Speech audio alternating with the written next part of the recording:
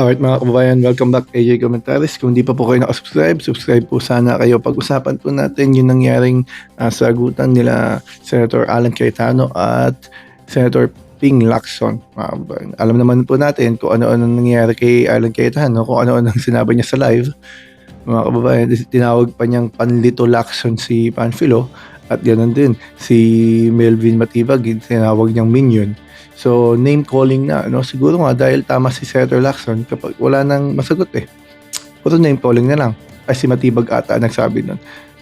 Hindi niya sinasagot yung punto Kasi po, ang sabi ni Senator Lacson, since dinamay na niya yung integridad na inalagaan ng matagal ni Senator Lacson, ang senador na hindi tumatanggap ng pork barrel ever since, kasama dyan si Senator Miriam Santiago, kung di tayo nagkakamali, hindi sila tumatanggap ng pork barrel.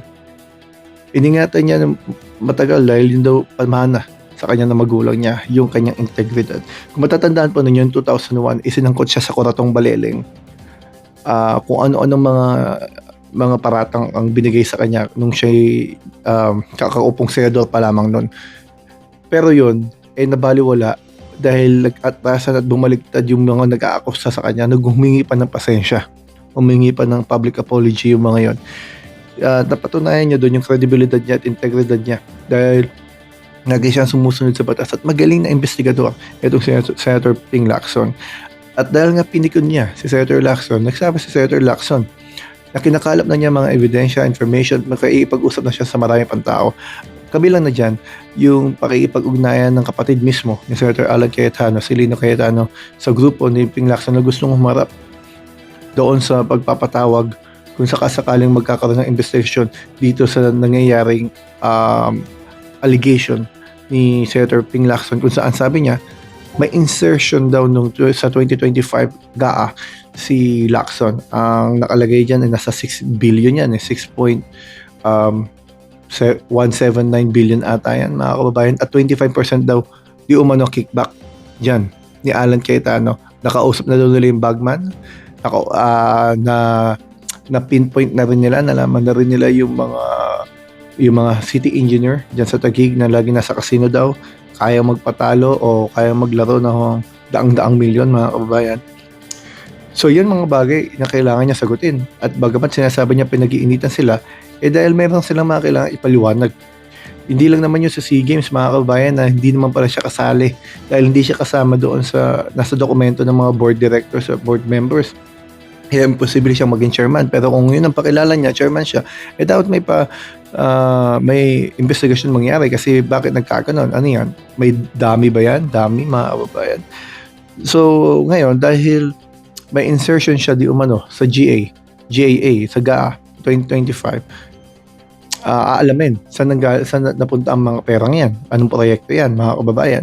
Yan yung hinahanap ngayon ni Senator Lacson. Alam naman natin si Senator Lacson, kapag yan na nagsimula, magaling na investigador yan mga kababayan, mahirap yung kalaban dahil itong sinasabi ni Alan Cayetano na walang ghost project sa Taguig, dun siya nagkakamali mga kababayan, dahil hindi lang naman ghost project ang pinag-uusapan.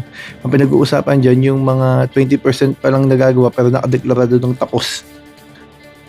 At maraming ganyan, di ba? Yan yung naging problema ng mga diskaya.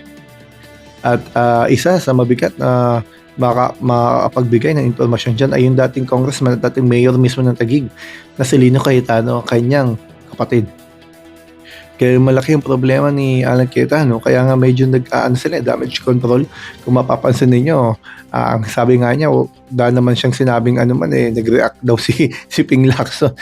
Hindi, binanatan niya Di ba? Bumaba na siya pag nasa live no? Sa kanyang Facebook live.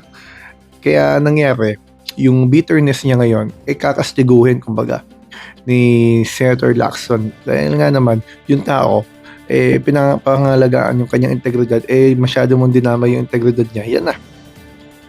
Mahirap na kalaban yan mga kababayan. Dahil meron na siyang mga hindi lamang allegation to mga kababayan, meron na siyang mga hawak Kasi meron na nga siyang numero, 6.7 billion ba? 6.179 billion. Ibig sabihin, dumaan na to sa maraming proseso ng pagpapatotoo. Hindi naman niya magsasalita ng walang sapat na batayan. Nakuha na rin daw niya yung mga pangalan ng mga bagman, yung mga city engineers, at kung sino-sino pang mga kumakausap sa kanya para patunayan na mayroong mga nangyaring kabalbalan diyan sa Taguig.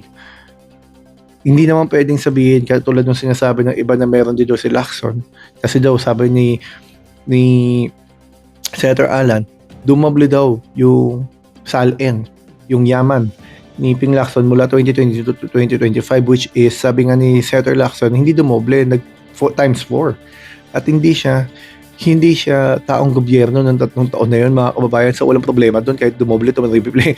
Siya po ay pribadong individual. Sabi nga niya, pumasok siya doon sa real estate na kumita naman sila at hanggang ngayon niya nagbabayad pa sa kanila. At yun dineklara niya, may taon na nagbayad siya ng 10 million may higit para sa tax. Ang sumunod na taon ay nagbayad siya ng 2 million may higit. So ibig sabihin, lahat yun deklarado at yun ay malinis. Hindi katulad nga naman ni Alan Cayetano, sinasabi ni Senator Ping Lacson na tumatanggap ng insertions o naglalagay ng insertions. Hindi nga rin daw tumatanggap si Senator Lacson ng mga lobby money, yung mga nilalapit sa kanila para paboran. Kaya nga sabi nga niya, mayroon pang pagkakataon na ibinilik nila ni Tito Soto ang pera doon sa mismong tao na nagpadaan sa kongresista ata.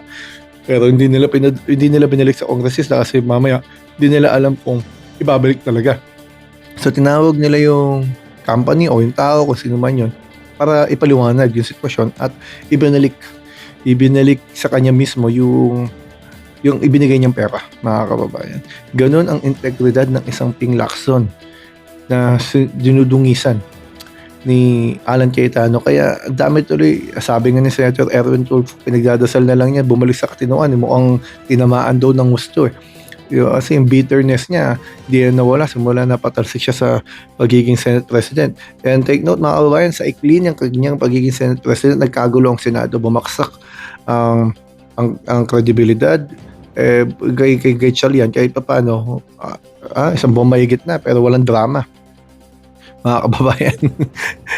so yun ang sitwasyon ngayon dyan. At ako, inaasahan ko, gaya na sinabi ni Senator Ping Lacson, dapat mailagay sa tamang pwesto yan si Alan Cayetano doon sa QC Payatas. Ibig sabihin din, yung kulungan doon sa nakulong sila Marcoleta na may, excuse me, na may plunder case at yung sa Jingo Estrada plunder case, si Bong Revilla, malversation at kay Bong Revilla. So sumatotal, ang end goal ni Senator Lacson ay logical conclusion. Kung ano man, kung walang makita, edi wala. Pero kung may makita, may pananagutan siya. Yun po ang sumatotal ng kanilang laban ngayon. Hanggang dito po muna, maraming salamat mga kababayan. Kung di pa po kayo nakasubscribe, subscribe na po kayo, comment and like. AJ Commentaries po. Salamat po.